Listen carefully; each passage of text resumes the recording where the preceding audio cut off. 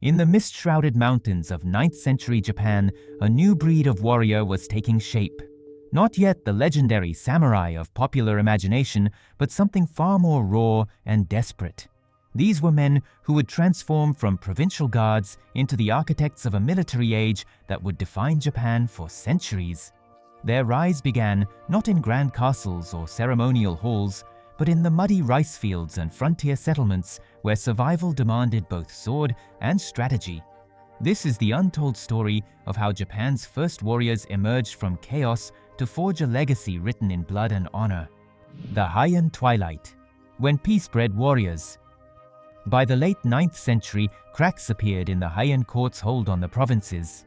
In 894, the court suspended embassies to Tang China, symbolic of a turn inward. Earlier, in 792, the conscription system had been abolished, leaving defense to provincial elites. A new police-military force, the Kebishi, kept order for a time, but banditry and frontier unrest spread. In this vacuum, wealthy landowners hired private guards, fighters skilled with bow and blade who could protect rice harvests and tax shipments. These early warriors were called saburao, meaning to serve, the word that later gave rise to samurai. Unlike court nobles who prized poetry and ceremony, these frontier men valued horsemanship, archery, and ruthless efficiency. The Fujiwara regents, who dominated the throne through marriage politics, tolerated these provincial enforcers but underestimated their potential. In nurturing a class of armed retainers, the court was seeding the rise of a force that would one day eclipse its own authority. The samurai were not born from noble tradition. They were forged in the slow collapse of imperial peace, mounted archers, the weapon that changed everything. By the 10th century, warfare in Japan was increasingly dominated by mounted archers. From childhood, warrior youths trained to loose arrows at full gallop, their skill deciding life and death in the chaos of battle. Their weapon was the yumi, the great asymmetrical longbow of laminated bamboo and wood. Its unique design allowed an archer to shoot powerfully from horseback. At long range, volleys of arrows could scatter infantry before swords were ever drawn. To fight from the saddle required not only skill, but wealth. Horses were expensive to breed and maintain.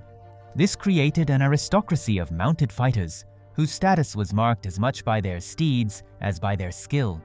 Yet despite their prestige, warriors frequently dismounted to fight at close quarters. Japan's rugged terrain and pony-sized horses meant melee combat often decided the outcome. Mounted archers shaped the rhythm of early battles, but steel on foot delivered the final verdict. The bow and horse together, however, defined the image of the early samurai and set them apart as a new elite. The Taira ascendancy. Warriors become kingmakers. The first great test of warrior ambition came with Taira no Masakado's revolt in 939. Declaring himself new emperor, he was ultimately defeated, but his audacity revealed the scale of possibility for armed clans. Generations later, the Taira family mastered both force and politics. Under Taira no Kiyomori, they secured influence at court through strategic marriages and built a commercial empire from maritime trade across the inland sea with Song China. Their red banners became a sign of both military strength and prosperity. The Taira demonstrated that warriors could rise beyond provincial strongholds to control the imperial court itself. They transformed the samurai from hired guards into national power brokers, an example their rivals would not forget. The Minamoto Challenge, rivalry that forged a nation. The Minamoto clan rose as the Taira's great challengers. Their leader, Minamoto no Yoritomo, spent his youth in exile after his father's failed rebellion. Hardened by years in the eastern provinces, he learned that true warrior loyalty came from personal bonds, not imperial titles. When Yoritomo raised his banner in 1180, he built not just an army, but a new kind of government. He bound warriors to him as gokunin, personal vassals, while appointing Shugo and Jito to extend his control. Unlike the Taira, who sought to rule through the court, Yoritomo created a parallel structure, the Kamakura Bakufu, Japan's first warrior government. The Genpei War that followed was more than a clan feud, it was a struggle between two models of power.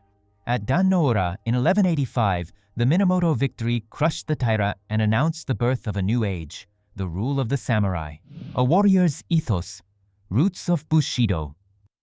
The values later gathered under the name Bushido were not written overnight. In the wars of the late Heian and early Kamakura periods, ethics were shaped by necessity: loyalty, honor, and courage under fire. Loyalty began as a practical exchange, a warrior's service for a lord's protection and reward, but in the crucible of battle, it deepened into devotion. Death before dishonor became a grim reality. Capture often meant torture or forced service to the enemy. In 1180, Minamoto no Yorimasa famously committed suicide in battle, an early example of the act that would later evolve into ritual seppuku. What later writers in the Edo period would call Bushido was not a polished code, but hard-won habits, born of fear, patronage, and the experience of combat. Only centuries later were these ideals systematized into the way of the warrior, but their roots lay in the lived wisdom of men who fought and died with sword in hand, women and the warrior households. Behind every mounted fighter stood families who bore the weight of their ambitions. Wives and daughters of warrior clans managed estates, oversaw harvests, and even defended homes in times of siege. Chronicles and later tales celebrate rare women who rode and fought, figures like Tomo Gozen, but most power flowed through women's stewardship of estates, alliances, and lineages. The marriages warriors forged with provincial or courtly families built the alliances that made armies possible. A daughter's hand could secure a powerful ally as surely as a well-aimed arrow. The story of the first samurai is not only one of men in armor, but of entire households adapting to a new military order, religion, ritual, and warfare.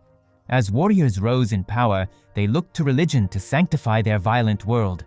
Buddhist temples and Shinto shrines became both allies and patrons. Warrior families donated land to temples, seeking merit for the afterlife while ensuring spiritual protection for their campaigns. Before battle, warriors prayed to Hachiman, the god of war and protector of the Minamoto. Monks sometimes marched with armies, carrying banners inscribed with sacred symbols. Victory and defeat were framed not only as matters of strategy, but as signs of divine favor or wrath. This fusion of sword and spirit gave early samurai a sense of destiny, that their rise was part of a cosmic order as much as human ambition, the legacy of the first samurai. By the 13th century, the samurai were no longer provincial guards, but the foundation of Japan's political system. The Kamakura Bakufu had created new offices, new loyalties, and a new way of governing.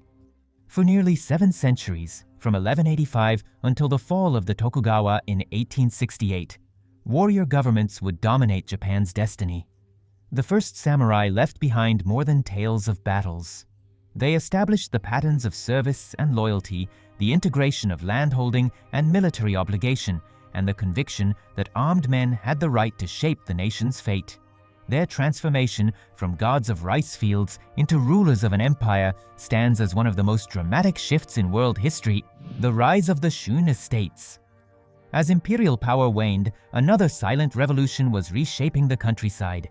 Vast estates known as shōen spread across the provinces, lands granted to temples, aristocrats, and later to warriors themselves. These estates were tax-exempt and often beyond the reach of central officials, making them pockets of semi-private rule. For local landholders, control of a shōen meant both wealth and authority. To protect these lands, estate managers called upon the new warrior class. A samurai's bow could defend harvests from bandits, but his sword could also enforce the will of a landlord. Over time, warriors ceased to be mere hirelings and began to carve out pieces of the estates for themselves. The shōen system created a direct link between land, military service, and political power. It taught warriors that loyalty was not to the distant emperor in Kyoto, but to the patrons who fed and rewarded them. As these ties deepened, the balance of power shifted irreversibly. The samurai were no longer servants of the state. They were becoming lords of the land itself. The Kamakura experiment. With the Minamoto victory at Dan-no-ura in 1185, the old order collapsed. Yoritomo did not abolish the imperial court in Kyoto, but he placed it in the shadow of a new center, his military government at Kamakura. Here, the structures of warrior rule took shape. Yoritomo appointed Shugo to oversee provinces and Jito to collect taxes and manage estates. In exchange for loyalty, he granted warriors land rights, protections, and the prestige of serving directly under him. This web of obligation formed the backbone of the first bakufu, literally the 10th government named for the war camp. The Kamakura system was fragile yet revolutionary. For the first time in Japanese history, warriors had their own institutions, courts and hierarchies separate from the nobility of Kyoto. The emperor still reigned, but Yoritomo's bakufu ruled. This dual system, courtly culture in the west, military power in the east, would define Japan for centuries. It marked the moment when the samurai became more than warriors. They were now governors, judges and policymakers, wielding pens and scrolls alongside bows and blades. In less than 3 centuries, Japan's warriors had transformed from provincial enforcers into the rulers of a military nation. From the fall of the Taira to the rise of the Minamoto, the samurai proved that strength, strategy, and loyalty could reshape an entire civilization. Their story reminds us that Japan's greatest transformation began not in palaces, but in the fields and battlefields of the provinces. The legacy of those first warriors echoes through centuries of art, literature, and politics, and still captures our imagination today. If you found this journey into the rise of the samurai fascinating, subscribe for more untold stories of Japan's past, and let us know in the comments. Which moment in samurai history do you think was the true turning point?